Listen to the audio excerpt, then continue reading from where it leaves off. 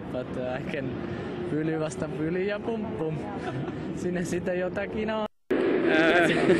Ei paha, mut menköön.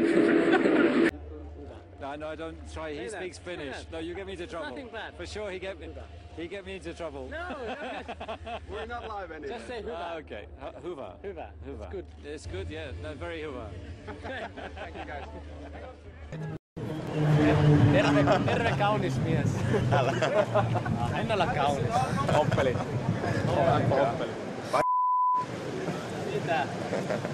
Siis joku on varma, niin se on aivan varma. Red Bull antaa siivet ja Renault-moottori juoksee kuin kani. Ei pitkälle, mutta nopeasti. Mutta kakakersi ei ole hyvä. You also have a lot of fans around the world, not just Germany, but also, for example, in Finland. What sort of greetings do you have for them? Yeah, I have been there a couple of times and I think it's a beautiful country. The language is pretty difficult, but I have learned some bits, obviously working with my physio, Tomi Permakoski, who also supported me a lot and helped me a lot to be where I am now. And so I can only say kiitos paljon to him, his family, and so to describe what happened today, I think oli hyvä päivä.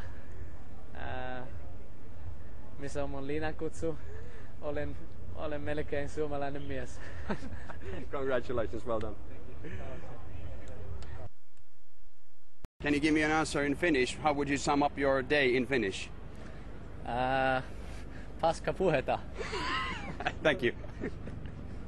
How would you rate your chances of still winning the title this year? Tosi hyvä.